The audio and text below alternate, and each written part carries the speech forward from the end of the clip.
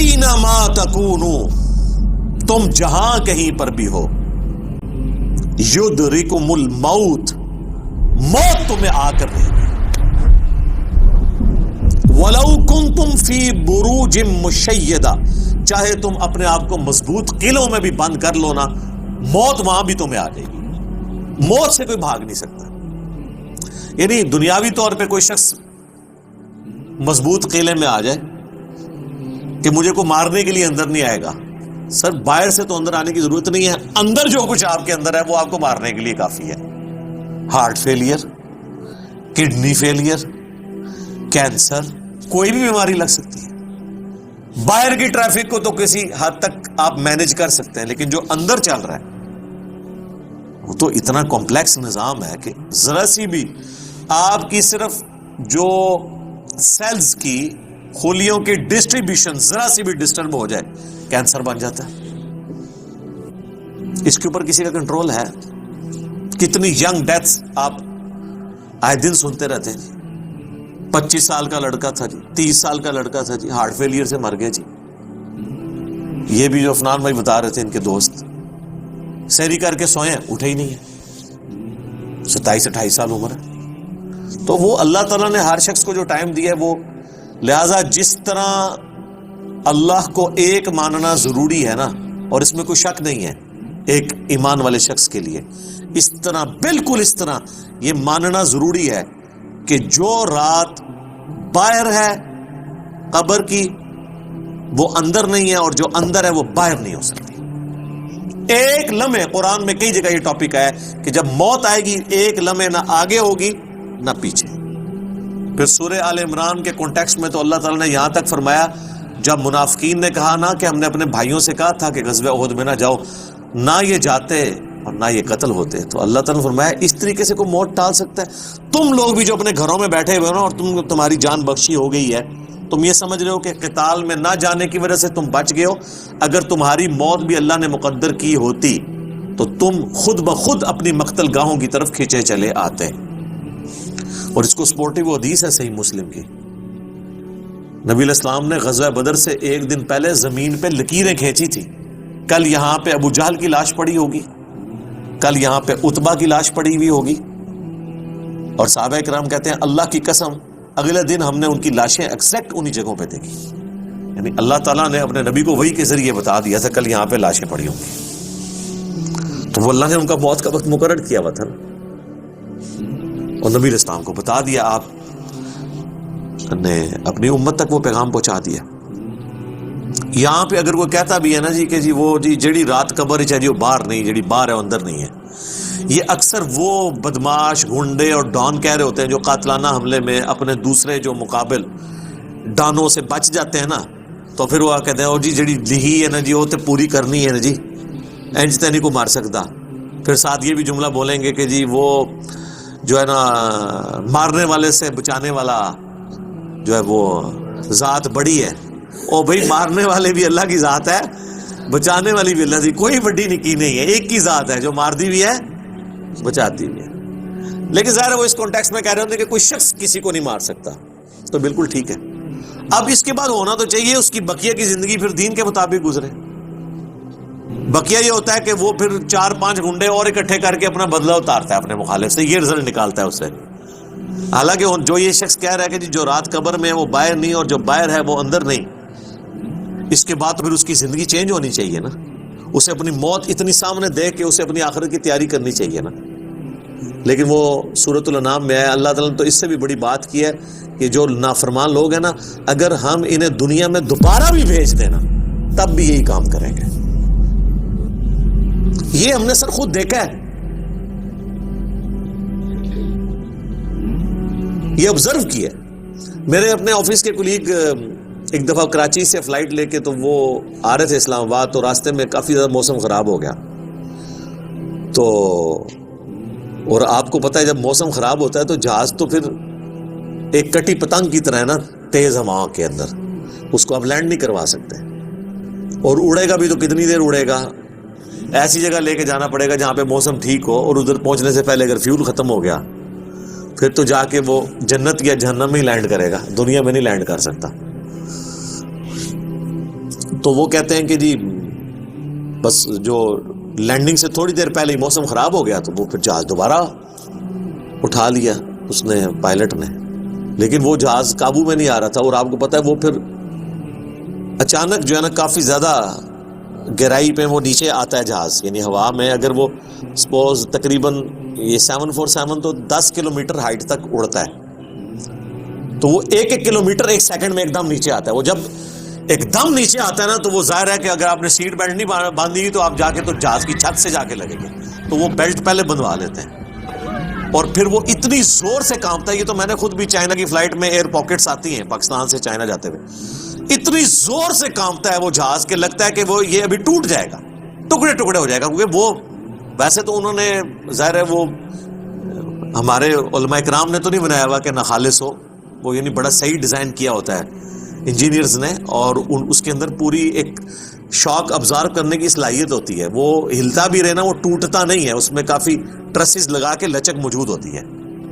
بہرحال پھر بھی جو بندہ اندر بیٹھا ہوا ہے اس کو تو یہ سارے لوگ تو سائنسدان تو نہیں بیٹھے ہوتے، اور لگتا ہے کہ جناب ابھی جان گئی کہ، تو وہ جناب وہ کہتے ہیں کہ جی یعنی اس طرح لوگ کلمے پڑھ رہے تھے اور جناب چیخو پکار استغفر اللہ، جیسے کہ ابھی اگر اللہ نے ان کو دوبارہ بھی دنیا میں بھیج دیا، کیونکہ اب تو ان کے آخری وقت ہی قریب آیا ہوا تھا نا، وہ انہوں نے تو یہ کنکلوڈ کر لیا، تو یہ اب جاتے ہی جو ہے نا ادھر سے مطلب سیدھا گھر نہیں جائیں گے، یہ مسجد میں جا کے پہلے وہ سنت والے 2 نفل پڑھیں گے جو سفر سے واپسی میں پڑھے جاتے ہیں.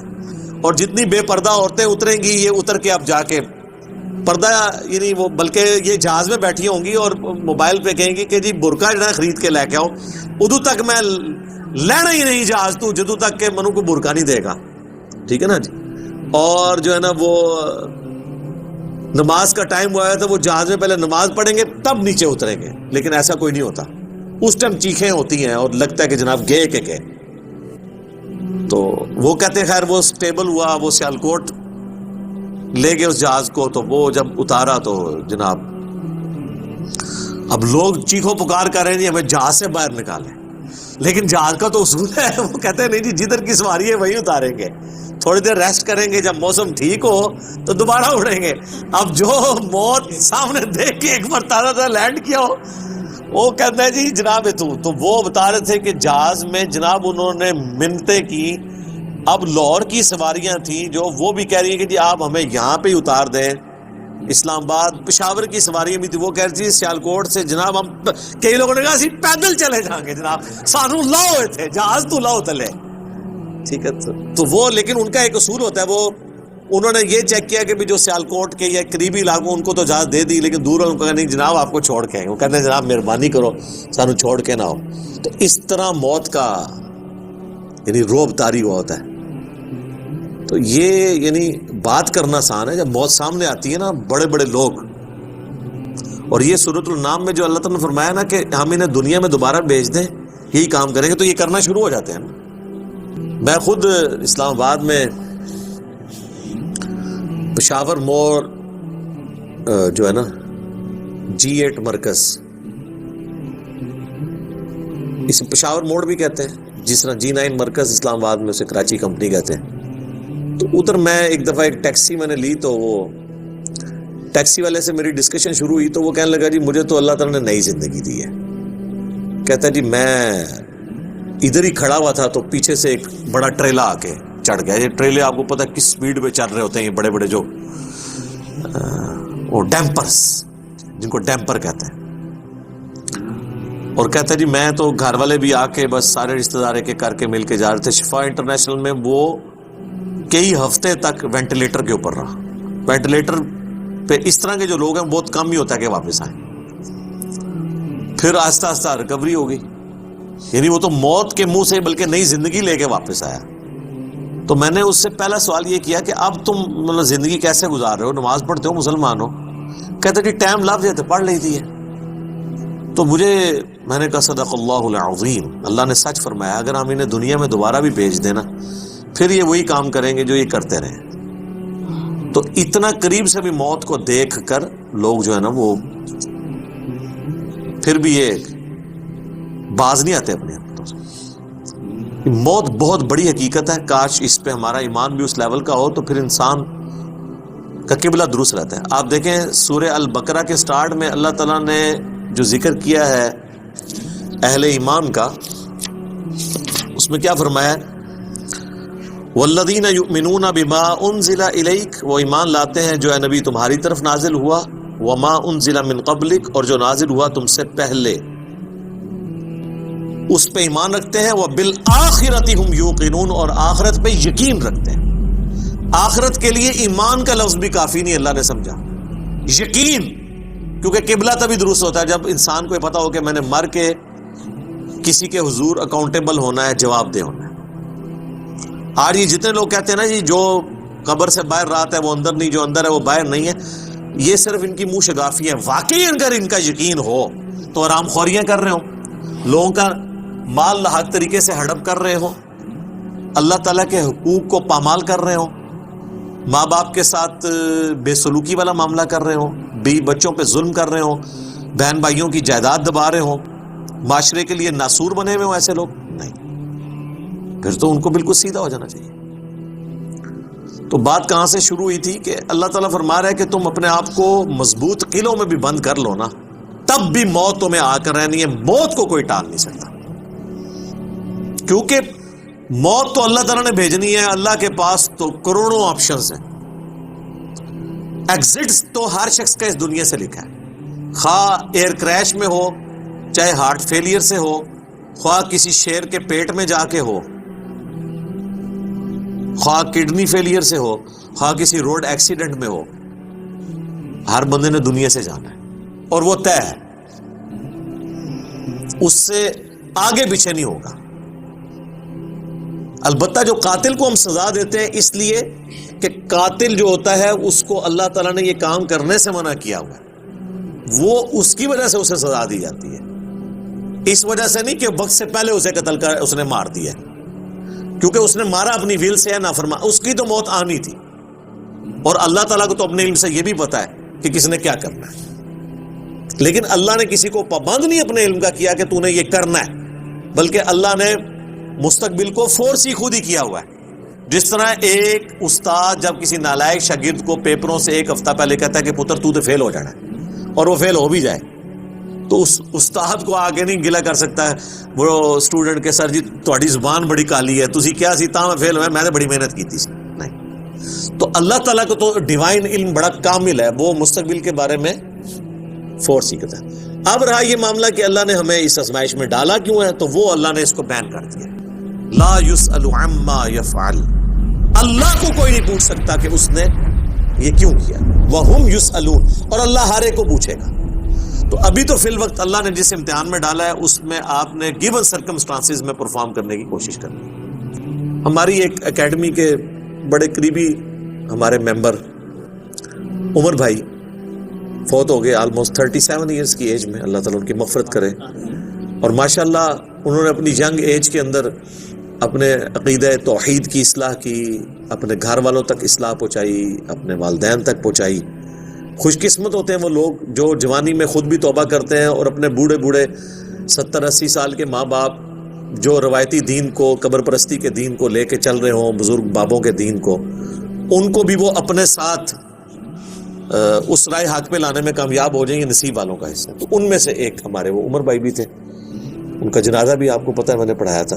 جیلم کی تاریخ میں چند بڑے جنازوں میں سے تھا وہ، ہزاروں لوگ اس میں شریک تھے.